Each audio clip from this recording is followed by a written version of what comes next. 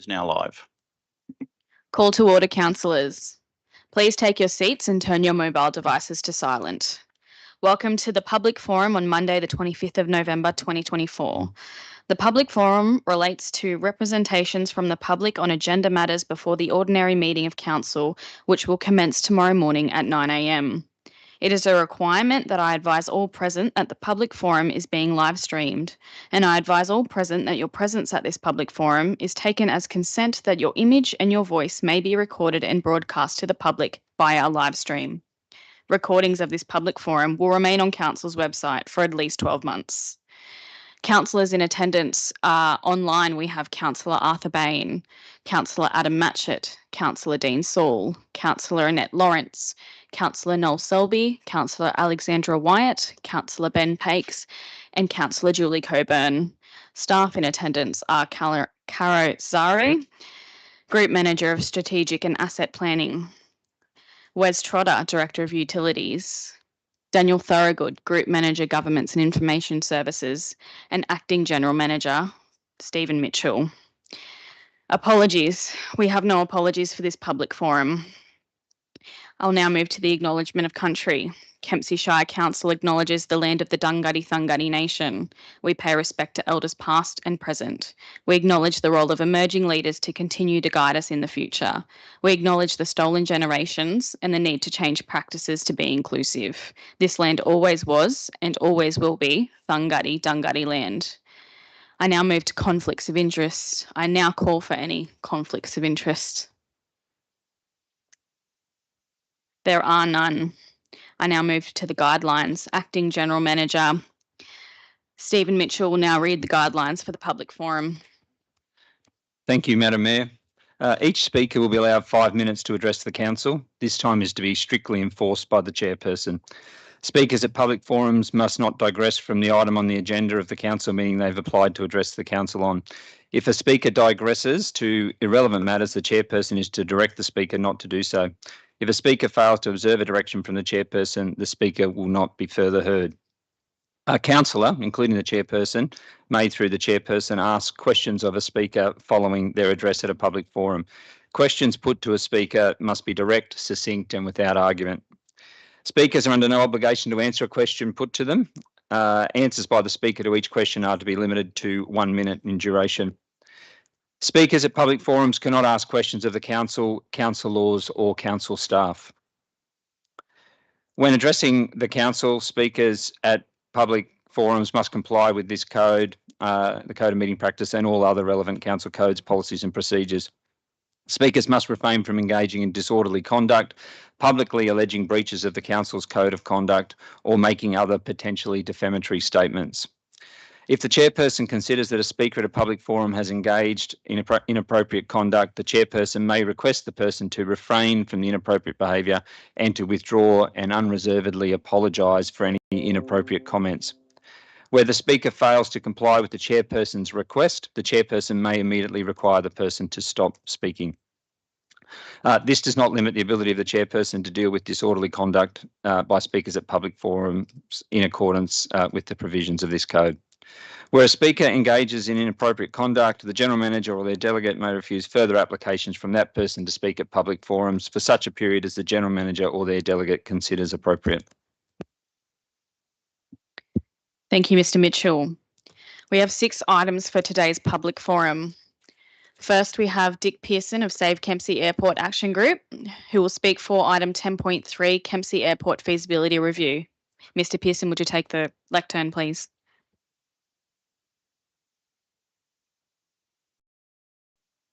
Thank you, councillors and Mayor, for the opportunity to present airport feasibility study. I'd like to acknowledge an excellent and comprehensive report by Peter Allen and his consultants. Save Kempsey Airport Action Group, which I'll explain to you shortly, certainly supports retaining the airport and certainly supports exploring additional means to reduce costs. It's a no-brainer. I'd just like to point out that there's a potential landmine buried in recommendations 3 and 8 that aren't problematic at the moment, but could become problematic for this council in future or a future council. Just to put SCAG in perspective for those that don't know what the group is, it's an incorporated entity, the name of which is misleading in the current context. It formed in 2016 when a DA was lodged by the Australian International Aviation College and robustly supported by the Mayor Liz Campbell and then General Manager David Rawlings to build an $18 million pilot training facility at Kempsey Airport. So the group was about saving residents, not so much saving the airport, although we're glad it's saved in the context of these recommendations. Saving the residents from industrial scale, and if Mr. Allen's uncomfortable with that term, high intensity pilot training. Until you've experienced this, you've got absolutely no idea the impact that this has on residents living within the CASA's circuit envelope of the airport. I notice there's attached report in the business papers, 119-page noise management plan fly enabler report. Boss, read it at your peril. It'll do your brain in. I would suggest cut to the chase if you want a little bit of background. Go into the archives, look at the minutes from the 25th of June 2019 council meeting and read recommendation 2019.479.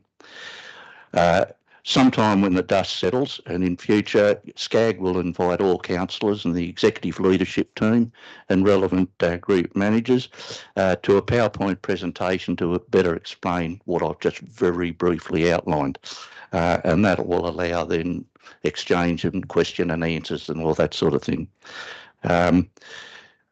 The concern we've got with this landmine is buried in page 15 of the aviation projects report, and it relates to the potential, and I say potential, for the lease or sale of the airport as an operating concern, not for land subdivisions or anything silly like that. The recommendations leave the door open for a return to flight training operations. Recommendation 3 reads, commits to continued operation of the airport. That's very good, but the risk is that continued operation could potentially be by another entity. I'm going to run out of time, but I'll just refer quickly to the dollar cost per ratepayer that's been calculated in the report. It's essential that there's a dollar cost per ratepayer per year on the table that everybody can acknowledge and be the basis of everybody to form their opinion about whether the airport is worth it to them, because there's conflicting views and opinions outside, and rightly so, about what it's worth. $41 per ratepayer per year, 12 cents a day. It's calculated using the operating loss of 642,000 divided by 15,500 ratepayers. That 642,000 includes overheads, depreciation and rates. So council charges rates on its own land at the airport and then wants to treat that as a cost to income to residents. It excludes any offset by income. If you note the net operating results of 225,000 on page 39, excluding overheads, depreciation and rates, including income offset, that comes down to $15 per ratepayer per year, i.e. 4 cents a day. Ratepayers must share the income, not just the cost. And I just quickly refer to your commitment in the opening prayer of council meetings about seeking best outcomes for the whole of Kempsey Shire. That's excellent, totally supported, but that doesn't include throwing part of your shire under a bus. Thank you very much. Thank you, Mr. Pearson. Would you be happy to take questions from councillors if they have some? Councillors, are there any questions? Councillor Wyatt. Thank you. Thank you.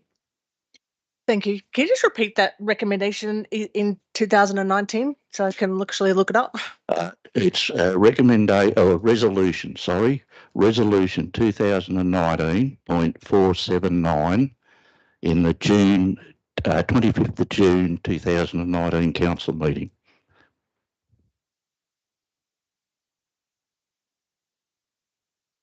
Councillor Pakes. Yeah, thanks for coming along tonight. Dick, my question is about the resurfacing of the airport. You guys support a resurfacing at the similar size that it is now, or have you looked at other options for that? Any opinion?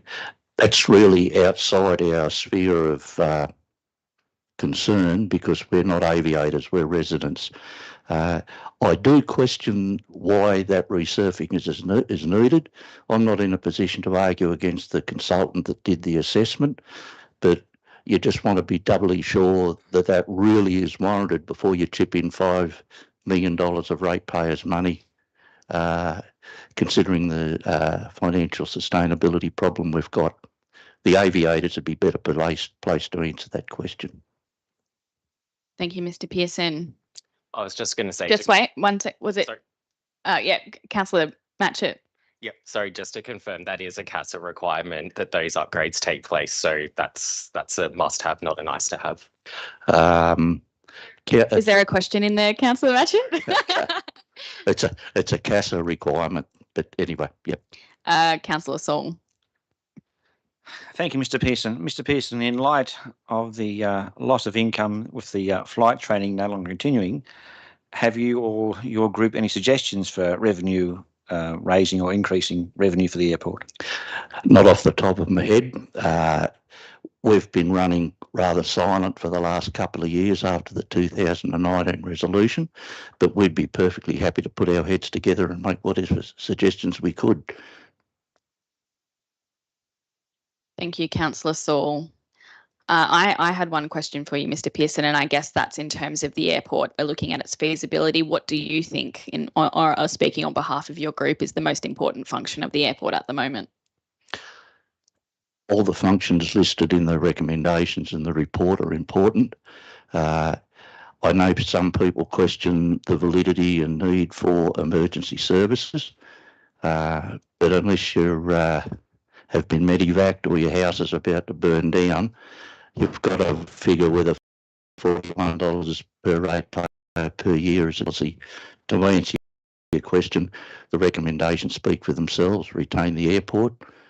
Emergency services would probably be the primary reason. Certainly the commercial businesses at the airport are another significant reason. The local aviators obviously have their interests, but to lose the airport and lose, say, the Macleay, the maintenance facility out there and the employment it generates, I think would be not a very wise move. Thank you, Mr. Pearson. Do we have any more questions? There are no questions. Thank you, Mr. Pearson, for your presentation.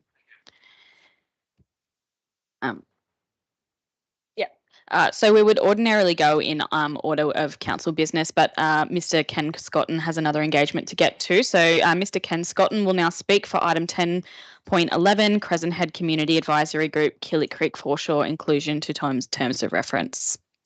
Thank you, Madam Mayor. I apologise for getting here late. Circumstances beyond my control. Good afternoon to all the councillors and members of staff. I just want to speak on behalf of the inclusion of item 10.11 into the CAG TOR, or the Crescent Advisory Group terms of reference.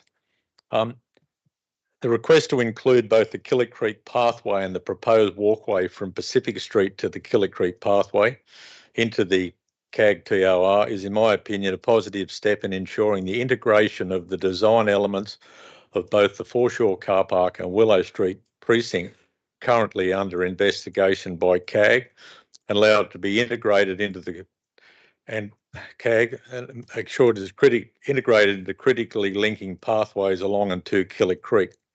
This area was originally included in the 2019 terms of reference for the group that did the previous investigation of the Foreshore Car Park, and it should be included in this group. A little history on the Killick Creek Pathway. The existing ageing pathway along Killick Creek between the footbridge and Willow Street was originally funded under the Whitlam government RED scheme over 50 years ago. The ageing pathway needs replacement. It is narrow and contains numerous trip hazards and displaced or missing pavers that make it questionably fit for service and a challenge to any and all but the sure-footed. The current pathway is also under pressure from the encroachment of caravans, motorhomes and other forms of camping equipment as a result of the increase in length and width of caravans and motorhomes over the 50 years since the site along the creek front were laid out. As the Holiday Park roadway creates a defined boundary at one end of the creek front campsites, the result of the larger caravans, etc., is the regular encroachment of caravan bike racks, spare tyres, annex guy ropes, etc., onto the extreme edge of the pathway or over it by campers unaware that the pathway and its surrounds do not form part of their campsite. This general oversight needs to be addressed, and passive measures to control the spread of campers into the 5-metre Crown land easement along the creek front needs to be formalised by CAG as an option in the entire foreshore design package to released as part of the community consultation process. The area relating to the proposed walkway between Pacific Street and Killick Creek pathway was identified by my partner and myself, along with Fred Andrews from the Crescent Head Resident Ratepayers Association, almost a year ago while we were carrying out an audit of the Holiday Park boundaries. It was apparent that the existing Western End Holiday Park boundary was clearly identified by the ageing post and rail fence, thereby leaving a significant stretch of open land between the said fence and the rear of the Willow Street properties in this area and stretching from Pacific Street to the creek front. Further investigation revealed that the land is actually part of Willow Park, which has been used as Holiday Park overflow parking for a number of years and is to be returned to the public domain next February. Access to this strip of land is currently blocked by a 2-metre high chain wire fence whose origins is anyone's guess at this time. However, the removal of this fence and the construction of a pathway from Pacific Street to Killick Creek will provide a safe alternate option for pedestrians, both general public and holiday park patrons, to transit to the creek and village centre of Crescent Head without having to run the gauntlet of negotiating vehicle movement in Willow Street or around the high traffic areas at the intersection of Pacific Street and Reserve Road. The planned upgrade of the Willow Street parking area does not address pedestrian access to and from the creek front using Willow Street, as roadside verges in Willow Street at the Pacific Street intersection are steep and unsuitable for pedestrian passage, forcing pedestrians to use a roadway for access. And further down Willow Street, the roadside verges are usually parked out by holiday rental guests parked at 90 degrees to the road, effectively blocking pedestrian use of the verges and forcing them to walk on the roadway. This issue can be readily addressed by providing a new walkway from Pacific Street to the creek via the proposed walkway, effectively creating an alternate safe and functional walkway free of the pitfalls of the current pedestrian routes. The inclusion of this proposal into CAG, who are working hard to achieve an equitable outcome, into their tour will ensure that due consideration is given to the integration of this element of design into the bigger picture. Thank you. Thank you, Mr. Scotton. Are you happy to take questions from councillors? Yeah. Councillors, do you have any questions? Councillor Coburn. Thank you, Mr. Scotton, for your interpretation of what's being proposed. Do you believe that the Crescent Head Advisory Group has worked in a positive fashion towards coming to some sort of agreement on this matter? Oh, I believe they have. I haven't been part of that group. I decided not to nominate for it, to leave other people put their opinion in it. But I think they're working harmoniously to come to an agreement. It'll all come down to public submission when it gets to that point. So we'll see where that goes. I believe there's a presentation. Well, there is a presentation at Crescent Head as we speak on the plan, and there will be some question time after that. So that might prove interesting. It's always a guess. It's always toss a coin at Crescent Head. Thank you. Is there any more questions? There are none. Thank you, Mr. Scotton. You can get to your meeting. We'll now move to Mary Lou Lewis of Stewart's Point and District Community Organisation, and who will be speaking for item 10.5, adoption of Lower McLeod Flood Risk Management Study and Plan. Thank you, Mary Lou. Thank you very much. Hello, everybody. As you said, I'm going to speak on 4 in favour of the Lower Macleay Flood Risk Management Plan, Stewart's Point and Grassy Head and Fisherman's Reach, and the extension of those areas are all really interested in this particular study. So I just want to give a little bit of a briefing that this study was part of the operational plan, ENO P70, and it's completed as a task, which is great. The study is done. But what's the outcome, and why do we, the community, write some submissions like this? Because it's important to us as we live there. We don't manage the site. We can't leave the job. We live there. It's ongoing. So we'd really like to see some outcomes coming from this flood risk management plan. The New South Wales Flood Prone Land Policy places the primary responsibility to local councils. The plan should address existing, future and continuing risks. The following additional tasks were identified in the operational plan and have been completed or almost so, which all relate to flood risk management plan, the flood risk management plan, the coastal management plan, the stormwater groundwater study management plan for Stewart's Point, Grassy Head and Fisherman's Reach, the Macleay Valley Coast Holiday Park, and the continuous improvement of community methods. All these tasks create a governance for our area in regards to flood and risk. The changes that were made to the document, the Lower Macleay Flood Risk Management Plan, are commendable, and we thank the staff for taking our submission on board. However, I'll briefly describe just a few things that weren't included and that should be considered. Consultation. 2 members of our community put up their hands to be on the reference group and were declined. I feel that if they were accepted, perhaps I wouldn't be here now. Outcomes of the meetings should have been really shared with us, even though we weren't on the reference group. And we unfortunately missed the opportunity of Your Say Macleay. I'm actually a farmer. I've got a job. So I missed that opportunity, and SES have not come back to us with an escape plan. Other issues in the report, timing and peaks for Stewart's Point and surrounds were not described in detail and failed to address the complexities of land flow from the mountain, combined with the river, estuary, and the backup and sea level rise. Complicated, but it wasn't included. It is acknowledged that groundwater and stormwater flooding is considered out of the scope.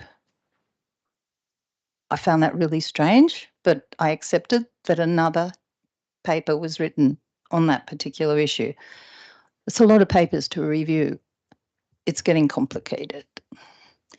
The expected heights at Fisherman's Reach is 3.8 metres, nothing compared to Turner's Flat, but it's still considered a H5, unsafe for people and vehicles. I don't think that this has been spelt out clearly enough.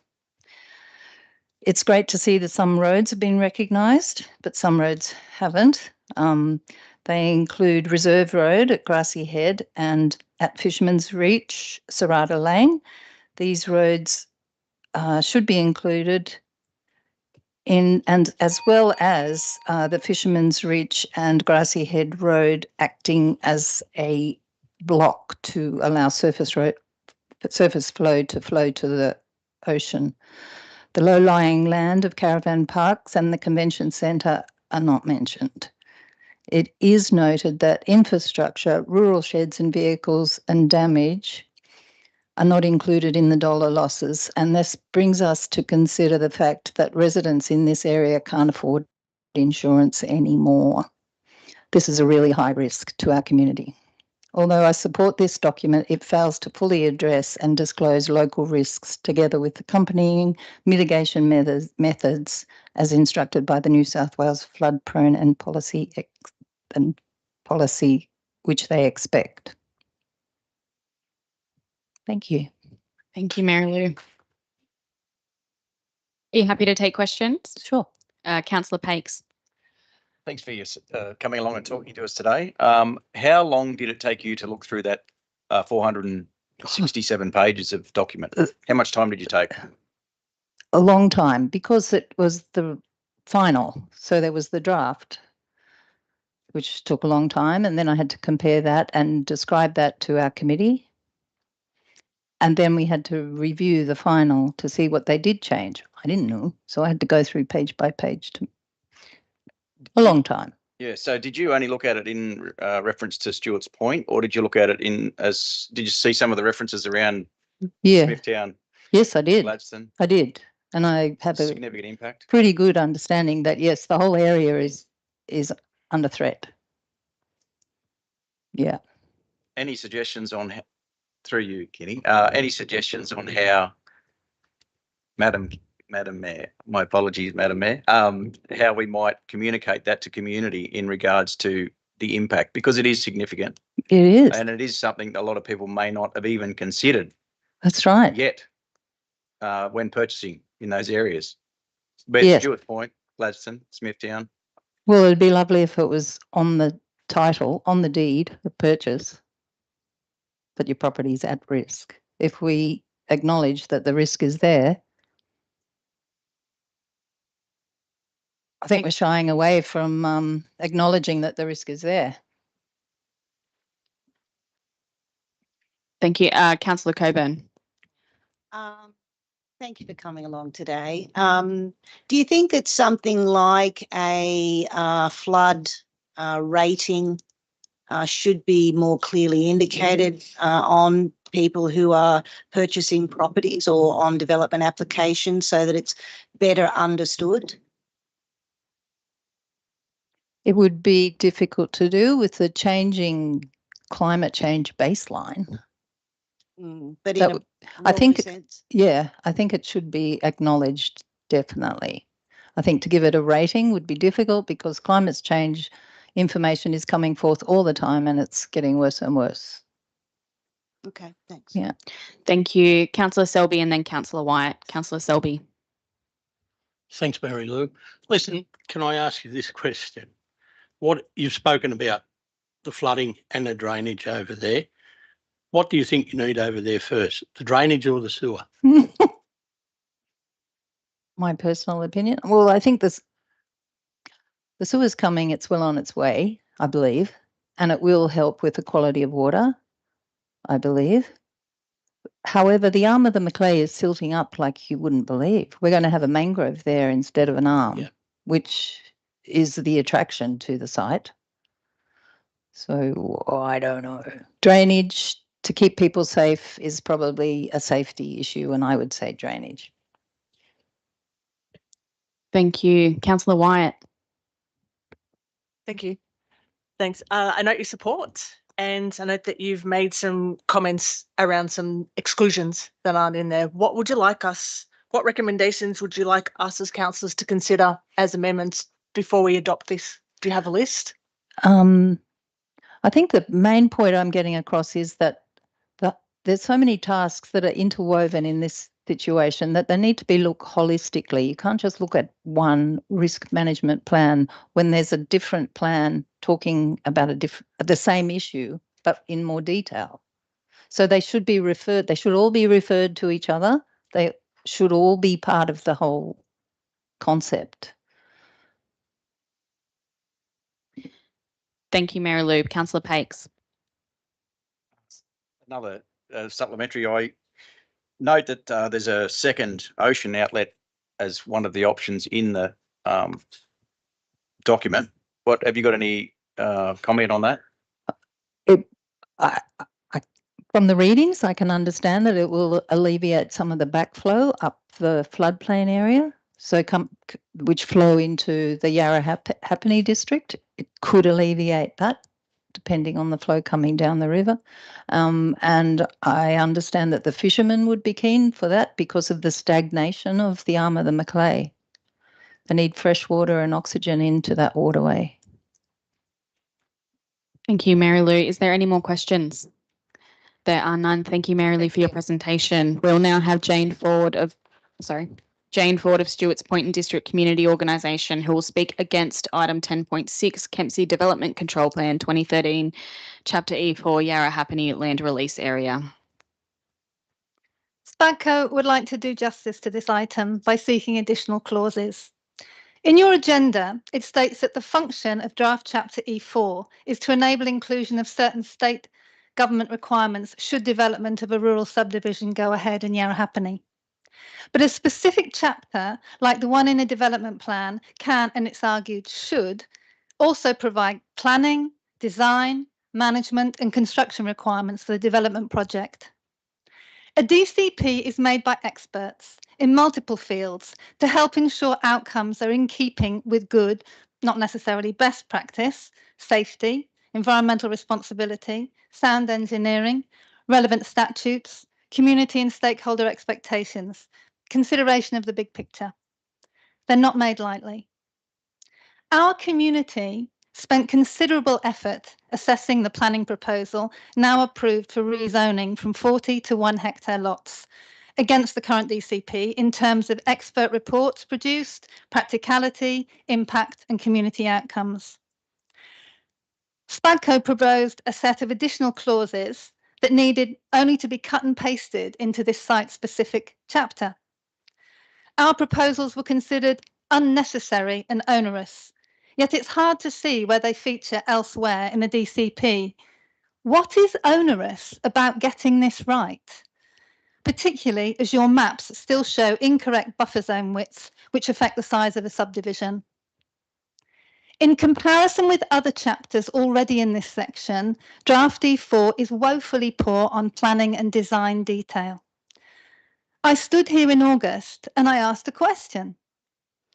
As the only access to the residual farmland at this site is via land now zoned environmental conservation, why has no development guidance been given on waterway crossing? No one has had a reply to this question.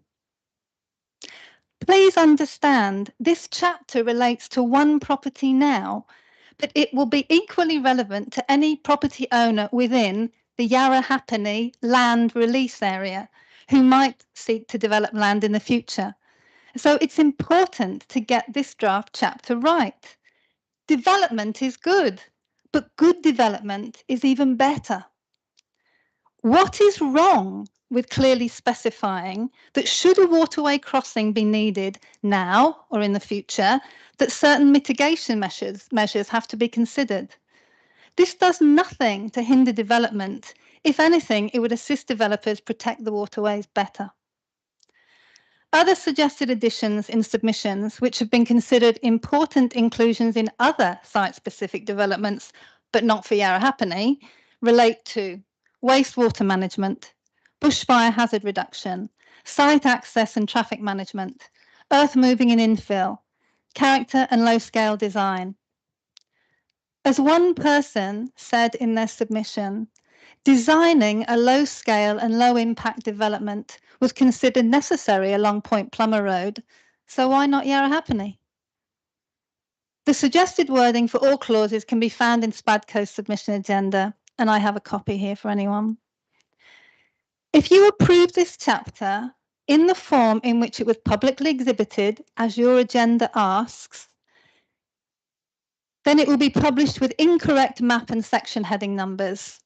Several submissions drew attention to these mistakes. On that basis alone, it should be rejected. And the DCP is currently being rewritten in its entirety. So it's difficult to assess how this chapter, written in the old format, will fit into the new version, which I understand will be placed on public exhibition in December. I'm realistic enough to know that this item will probably be approved tomorrow, but please alter the draft to include, at a minimum, the tabled addition on waterway crossings. I can't succinctly describe the concern and anxiety felt for the future of our area. SPADCO takes its role advocating on the community's behalf seriously. Our submission was made with the sole purpose of working towards responsible development. We don't want to have to come back at the DA stage because we were ignored here again. Is being listened to and heard really too much to ask? Thank you. Thank you, Jane. Are you happy to take questions? I will. You will. Councillors, do we have any questions? There are none. Thank you, Jane. I think Arthur's got a question. Sorry, Sorry, Arthur. I've Sorry, got a question. Arthur, ask your question. Thank you, Madam Mayor. I'm interested in when you were talking about the of the map. I know the map in the council business papers is the old map showing a 20-metre buffer. The map in the actual chapter of the DCP is just a block out of the whole site, like it's identifying where the site is. Have you done anything? Have you looked at all about if the buffer is increased to 50 metres? That's that can be put on that development you've looked at. The map that you have in your agenda is indicative of a 20-metre buffer zone. And at the meeting when this was discussed in August, the Department of Fisheries had raised the buffer zones, and you put this in the draft DCP to 50 metres. So because of that, the picture that you have with 16 houses is impossible to be built. I've had a go myself, and I think you might get 8 to 10 houses. And if if the DCP had the additional clauses that we had discussed, then I think that the problems that we're looking at that we want to add in would be answered. We've only ever wanted a maximum of 8 to 10 houses. If that's what we have, as I said, you won't see me again at the DA stage. Thank you. Thank you, Thanks, Jane. Arthur. Do you have any follow-up questions, Councillor Bain? Yeah, thank you, Madam Mayor. I do.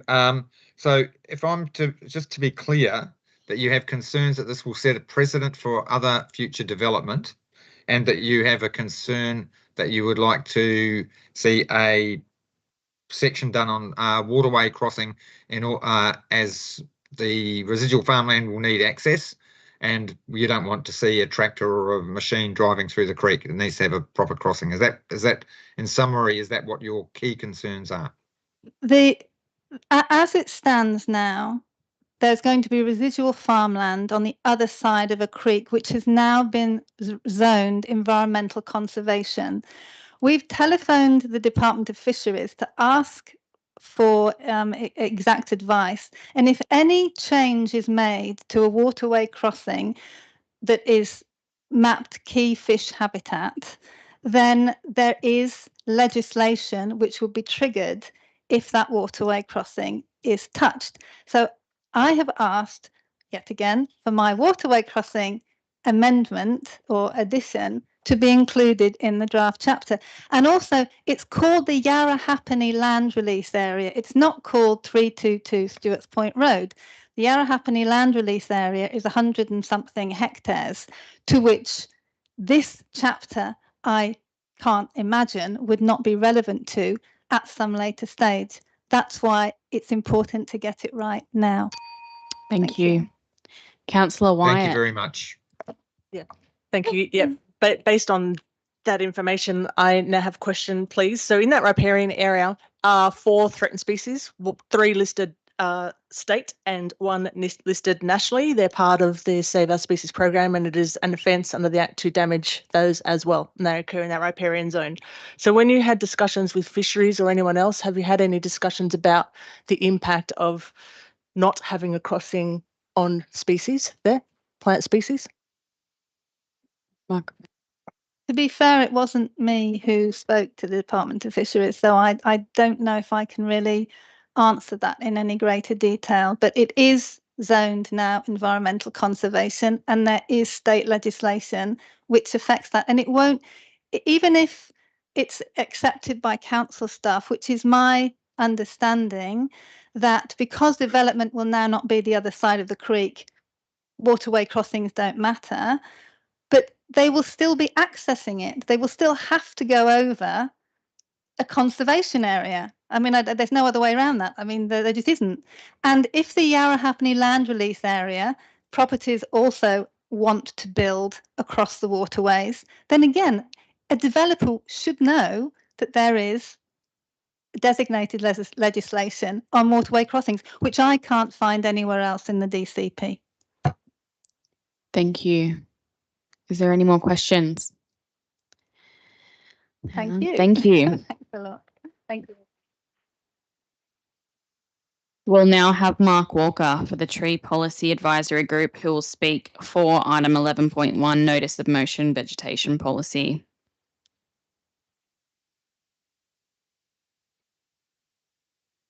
Thank you, Madam Mayor, councillors, council staff and my fellow ratepayers. I'm speaking today in favour of the motion that council establish a tree and vegetation policy. Present policy in this area is largely around trees alone or trees in the public domain and are largely restrictive or retroactive rather than, as we are advocating, expansive and proactive. The overarching aim of this policy document, essentially a preamble to the wider and more in-depth development of distinct and succinct policies in all of these separate but aligned areas, will enhance our environment, improve our local microclimates, reduce flooding and flood damage in riverine areas, and provide an increase in tree cover that will enhance our towns, villages and rural communities for the betterment of us all. Trees perform a multitude of roles. Trees provide shade. It is well understood scientifically that the heat island effect created around our built environments can be measurably offset by the addition of shade from trees. Trees provide pleasure. Gardeners feel pride and emotional calming from planting and watching trees and shrubs grow, to the delight of both native fauna and ourselves. Trees provide habitat for many creatures and also provide a food source for our native fauna, from the birds consuming flowers and nectar to the iconic koala serenely munching on the leaves of specific eucalypts. Trees also provide livelihoods, either directly in the nursery industry or forestry, or indirectly in tourism, sawmilling and timber sales. Trees are one of the principal stores of carbon on the planet. Planting trees absorbs a significant proportion of CO2, thus assisting our country and the planet reduce the proportion of atmospheric CO2 that is contributing to global warming.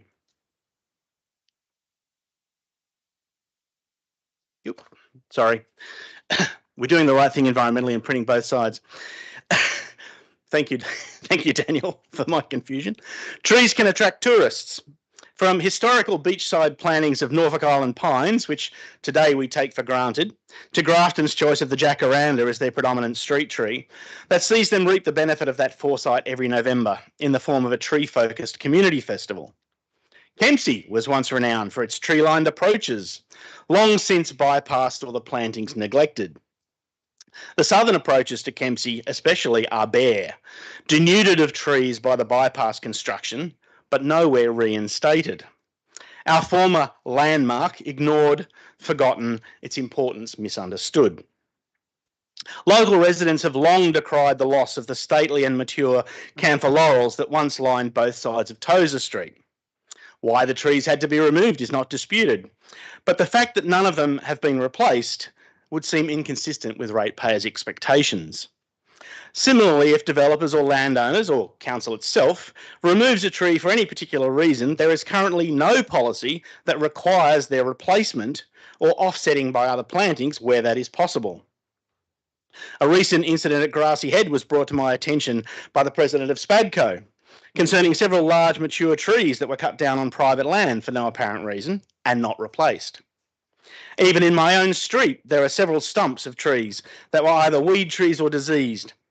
Cut down, but the stumps not removed and the plantings not replaced, as arguably perhaps they should have been. Trees are also a requisite and necessary part of the rural landscape, especially the riverine landscape, where their roots help stabilise soil and riverbanks, elsewhere providing windbreaks and shade trees for stock and shelter from inclement weather. There is also an opportunity for enhancement of local Indigenous cultural experiences for tourists and locals, where Indigenous elders could point to trees and environments that hold cultural significance for First Nations people and explain and interpret that significance. Other councils have shown us the way in this policy area. Among many others, Blue Mountain City Council, for example, has an exceptionally well-produced tree and plantings policy.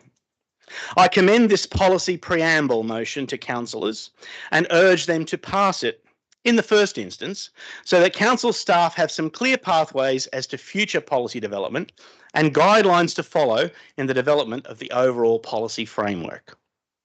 Thank you. Thank you, Mr. Walker. Councillors, do we have any questions? Councillor Coburn. Thank you for that presentation. Thanks for coming in today. Can I ask you just to, you mentioned Blue Mountain City Council's policy. Can I ask you just to sort of expand on that a little bit more? Why do you think it's significant for that area, what they've produced? Yeah. Blue Mountain City Council features several commonalities with Kempsey Shire in that they have a lot of disparate villages and hamlets, and it's spread out over a large area. And because it rises in elevation significantly, there's different vegetation in all the different villages. So what might be a suitable recommendation for a tree at the lower altitudes is not appropriate for something at the higher altitudes. So their policies, their written documentation would be very easy for us to adapt. We could have recommendations and policy for Bellbrook that would be different to Illawarra, that would be different to West Kempsey, would be different to Smithtown, would be different to Southwest Rocks, Hat Head or Crescent Head or wherever. It's important to note that as other councils have already done the hard yards on this subject, we don't need to reinvent the wheel. We could just adopt someone else's policy and then tweak it to suit our own needs. Thank you, Mr. Walker. My question to you, following on from that, do you have any examples of councils that are in a rural setting, not one that is, well, in a more metro situation? Off the top of my head, Madam Mayor, I can't tell you of a specific one, but I know when the Tree Policy Advisory Group first began investigating the notion of a tree policy, we researched widely across Victoria, New South Wales and Queensland, and there are, I was going to say hundreds, let's be fair and say there are dozens of councils with tree policies that are in either rural or regional or outer suburban areas that we could also look at for inspiration, as we have already done. I specifically mentioned Blue Mountains because we agreed that it was the best that we could find. Thank you. Councillor Pakes. Thank you. A question around the expense of creating the policy. We are in all the council have agreed that financial sustainability is our number one task. How do you put that in a matrix of a tree policy? Because when we change anything, we have to find a saving for it. So in a matrix of the financial position we're in, how would you describe that? We're in a balancing position. Yeah, look, I understand the financial position council is in, probably more so than most other people in the Shire. The issue is not whether we can afford it as whether we can afford not to do it. I think we would all agree that the science on global warming is pretty much settled. We are increasing the CO2 in the atmosphere detrimentally to the environment and to climate and ultimately to us. And anything that we can do to recoup some of that, to pull some of that back is helpful. But specifically, I draw your attention to the heat island effect and the shade effect, which is absolutely going to be necessary going forward. We've already seen heat waves in Europe, in America, West Coast and East Coast. We've had the hottest summers we've ever had in the last 3 years in a row. Trees take a while to grow. Thank you. Do you have any follow-up questions? Councillor Coburn. I just wanted to ask you specifically about, you mentioned Grassy Head. Can you just expand a bit more on what you know about that particular incident? I'm not across all the details, but as I understand it, there's been some investigation by council already. But my understanding of the point that they were trying to make was that the trees had been cut down, whether legally or illegally, but there is currently no policy within Kempsey Shire Council to see even legitimately cut down trees replaced.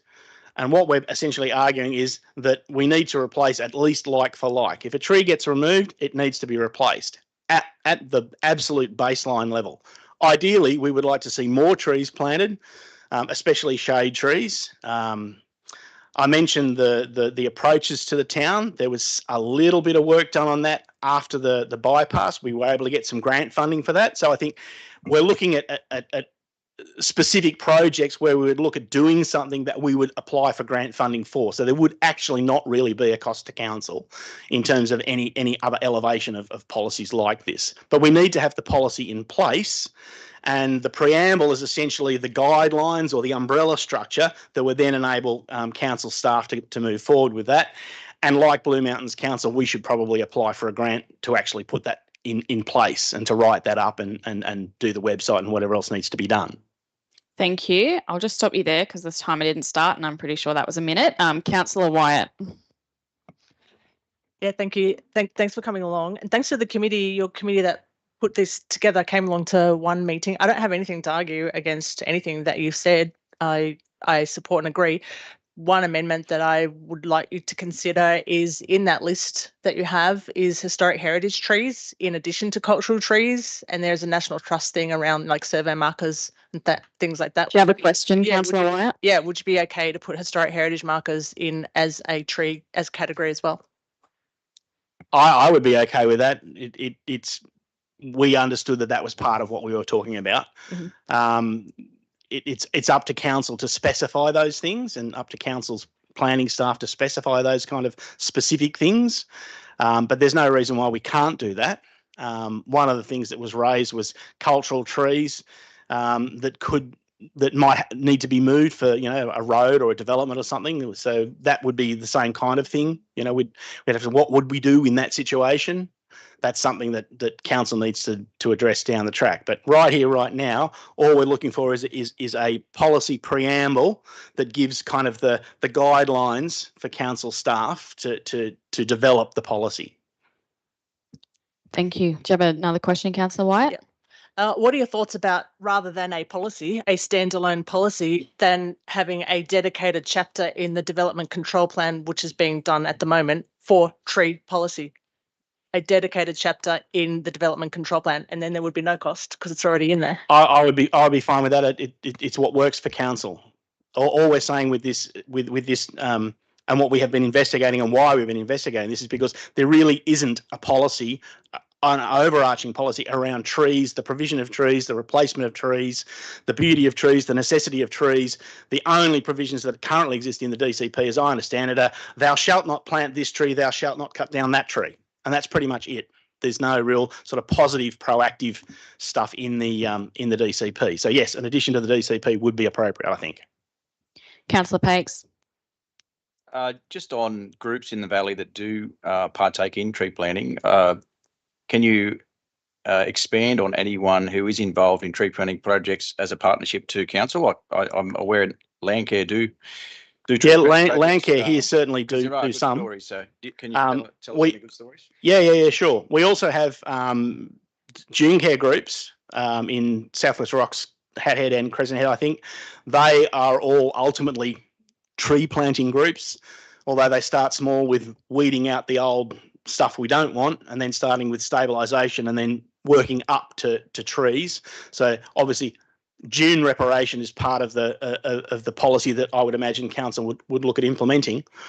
In terms of rural and riverine environments, I don't know of any groups here in the Macleay Valley, but there is definitely a group in the Beechwood, Pappenbarra area on the Hastings River, which is just, one valley over. And they've been, I think it's 12, 18 years or something they've been running now, slowly building up what they've been doing there. And a couple of them came to address one of our meetings, and they've been doing amazing work up there, and it's completely voluntary. And they grow the trees, they put them into tubes, they arrange for them to be planted out, they have working bees. Thank you. Councillor Pakes, did you have a follow-up question? Macleay Landcare, that's all I wanted to say. Thank you. Do we have any more questions? No, that's all. Thank you for your presentation. We now have Ruth Waite speaking for Wigay Cultural Place, and it will speak for item 11.2, notice the motion Wigay Cultural Park. Ready to go? The timer is ready. Okay, no worries.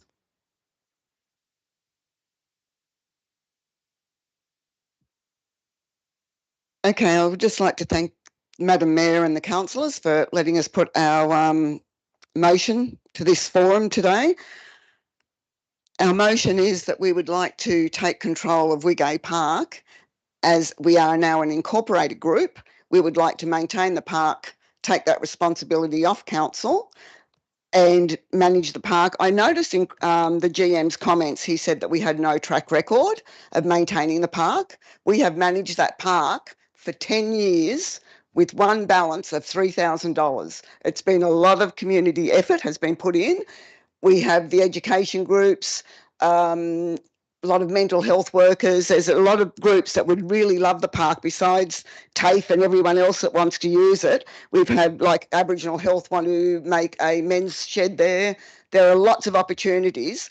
If you haven't read that report that was attached to the forum from the 2005 Department of Transport and Regional Development, that a lot of that's still relevant to today, and hopefully as an incorporated group having control of that park, we would be able to move forward with a lot of those recommendations. We will build up the tourism. We've got groups already that would like to come into the park, education groups, the schools want to use the park. There's so much that we can do regarding mental health, cultural awareness of teaching everyone with the Dungutty cultural men's programs and different programs that would like to use the park. But we have got we have been a 355 since 2012, and that ceased about 2-3 years ago when it was going to be offered to the Macleay Valley Vocational College, which that didn't happen as the college realised it was too much for one group. In the early days, ETC managed the work for the Dole program. Once again, it's too much for one group. And that ETC program, instead of building the park up, because they had nothing else to do, they stripped the park back and they really ruined a lot of the undergrowth and what should have been happening to conserve that park as a habitat for bush tucker, for our tours, for the Indigenous groups to be able to come and use the park as a place for everybody. It's not just an Aboriginal park, it's a park that we can use for everyone in the community for their own well-being, their mental health, and it's just a really lovely place to sit and unwind and enjoy nature. So I'm really just hoping that council would consider, without us having complete control of the park, nothing will go ahead. Because every time we've tried to do things, we've been blocked because we didn't have our own ABN. We didn't have our public liability. Now that we've got our public liability, well, we'll get public liability. We will be able to take on the risk and manage the park as we have done in the past for all the community groups to be able to come and use the park and enjoy what they've got there. So we'll build on the tourism, so it will create some economic growth for the Kempsey area and the broader area. And it will be managed by, a lot of this will be managed by volunteers, which we will use the over 55 mutual obligation workers. And there's a lot of these people that are now, that started off as TAFE students, that are now ready to come back into the park and show their cultural tours and to be able to use the park for their own uses and create that tourism industry, as well as an education program for the schools. There are many schools that have come over to the park on a weekly basis, even if it was only for an hour, they've contributed to that maintenance of the park. So it's really, I just hope that you consider that we can take on more and be given the opportunity to be able to realise the park's full potential by accepting or by having a lease with council. Thank you. Thank you. Are you happy to take questions? Yep. Councillors, do you have Councillor Panks? Mine's a real nuts and bolts question. Amenities, you got amenities there? Yes. there is a Suitable for toilet men and block. women? Like you can. Yes, there is, and there's wheelchair access. Yeah. So there's a male toilet, there's a female toilet, and there's also wheelchair access. So that's hopefully one group that we like to get in future is some of the seniors groups, so that they can actually enjoy it. A lot of people are looking for somewhere to go. There are a lot of different groups, either mental health or that are just looking for somewhere where they can go and relax and have a cuppa. Eventually, we'd like to get other things going, but to start off with, we'll just set our sights on getting organised to maintain the park as it is. Thank you. Do you have a follow-up question? Follow up. If council has approved this with a 12-month review, would that be a step forward? Did you consider? 12 months is very short. It's taken us from February to now to get actually a meeting going. I've had one meeting with the GM, and he invited stakeholders only, which was myself, the Lands Council, Macleay Learning, and council staff. To me, there are many more stakeholders than just those three people. Yeah, I acknowledge your work. I've been going. Thank you. Do you have any more questions, councillors? Yes, Madam. Councillor Coburn. Thanks for your words today. Have you had any discussions around the context of what a leasing arrangement with council would actually look like? We have, and we've been looking at some points, but we really need to get our committee together to get down to the nitty-gritty of all the nuts and bolts and to tighten it all up. But we do know some of the risks are there, which is the drain, which is the main thing. But there are a lot of programs, and we've had lots of activities there, and the drain has never caused a problem. I've had story time there with the library over many years. NAIDOC events have been held there. We've had no problems with the younger children. It does flood, so that is a problem, and we need to maintain the park so that we can create a lovely space for everyone to go to. Thank you. Is there any more questions from councillors? Follow-up question? Yep, Councillor Coburn. So just in relation to that, are you expecting council to draft some sort of lease agreement for you to take back and actually look at, so you have some sort of idea of exactly what the expectations are on council's side? Yes, that would be it. If we sort of look at that agreement, then we can sort of get our committee together and we can sort of discuss what we do and don't like about, or what we'd like to change, and then we can work with that and move on. Thank you. Is there any more questions? No, thank you for your presentation, and thank you to all the speakers for coming along today. It's much appreciated. I know it's a big thing to get up in front of your community and speak. Would you like to address anything? No. That concludes our public forum. Thank you everyone for attending.